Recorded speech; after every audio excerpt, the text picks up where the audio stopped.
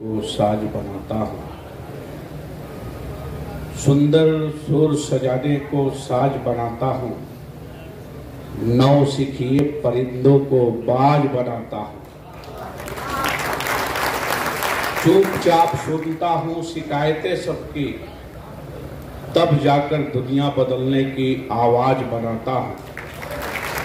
और समंदर तो परखता है हौसले कश्तियों के, मैं इन डूबी कश्तियों से जहाज बनाता हूँ। अब बनाए चाहे चांद पे कोई बुर्ज-ए खलीफा, अरे मैं तो इन कच्ची ईंटों से ही इस बिहार में एक नया इतिहास बनाता हूँ। आज ईद मिलन समारोह के अवसर पे इस मंच पर उपस्थित हम सबों के नवनिर्वाचित माननीय विधान पार्षद शिक्षक प्रोफेसर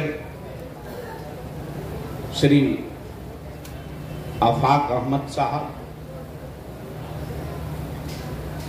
मंचस्थ मर्मज्ञ उद्भट विद्वानों की विद्वत मंडली और तमाम यहाँ पर बैठे हमारे जन सुराजी साथियों, मैं फैज अहमद इस वैशाली जनतंत्र की धरती पर आप सबों का हार्दिक अभिनंदन करता हूं, आपका खुश आमदीद और इस्तकबाल करता हूं और ईद की मुबारकबाद देता हूं। साथियों, एक जंगल में भीषण आग लगी थी।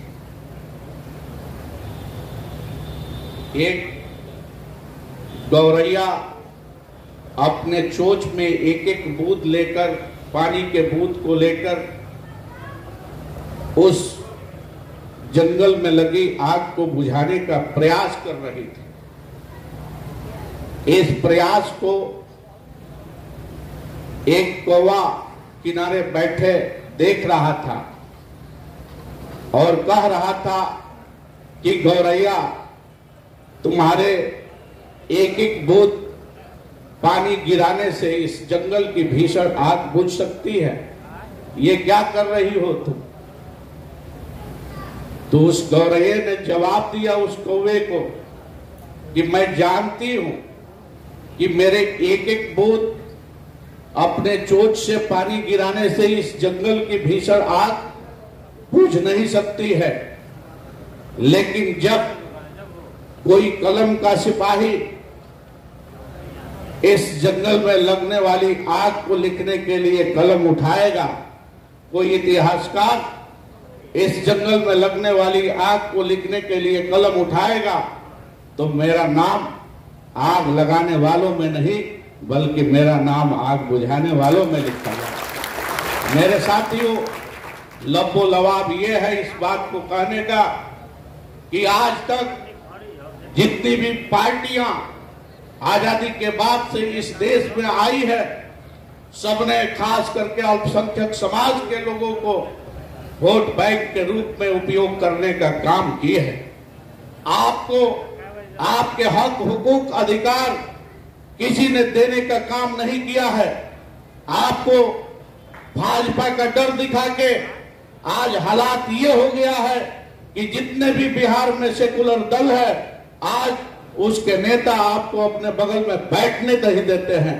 ये कहते हुए कि आप बैठेंगे बगल में तो पोलराइज हो जाएगा और सेकुलर दल की सरकार नहीं बन पाएगी। आज मुसलमानों का ये हालात हो गया। इसलिए मैं आपको कहना चाहता हूं कि जिस सीट पर जनसुराज ने एक पहला अपना एक्सपेरिमेंट किया, जो सारद शिक्षक निर्वाचन क्षेत्र है, उस पर एक्सपेरिमेंट ही नहीं, वे जो लोग कहते थे कि भाजपा के एजेंट हैं प्रशांत किशोर जी, भाजपा के बी टीम है, ये कोई और नहीं कहते थे, बल्कि इलाके के खास करके अल्पसंख्यक समाज, मुस्लिम समाज के लोग कहते थे।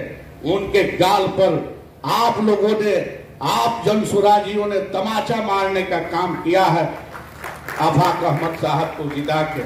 ये कोई साधारण लड़ाई नहीं थी।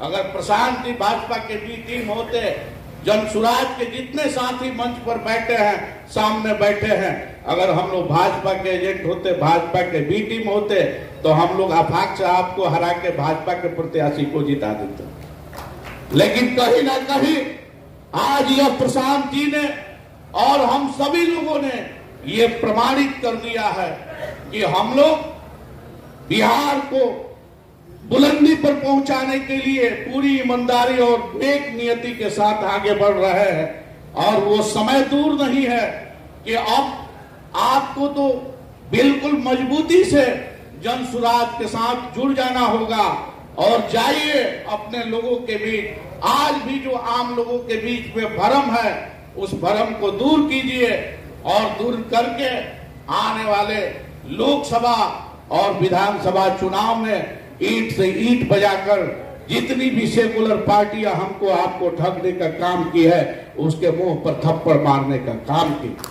और मुझे विश्वास ही नहीं, पूरा भरोसा है इस कौम पर, अल्पसंख्यक समाज के लोगों पर, कि अगर आप जग जाएंगे तो बिहार की तस्वीर कुछ और होगी।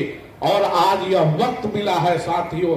मैं हर बार कहता था कि दोस्तों, जिंदगी में यह वक्त मिला है तो कहानी नहीं, इतिहास लिखना है और बनकर जनसुराज का अंग अपनी किस्मत अपने आप लिखना है, अपनी किस्मत अपने आप लिखना है। और प्रशांत जी के लिए तो मैं कहता ही था, और उसको आज प्रत्यक्षम की प्रमाणम इन्होंने करके दिखा दिया कि लहू को लहू लिखते हैं, पानी ये नहीं लिखते, महलों की रक्काशा को रानी ये नहीं कहते।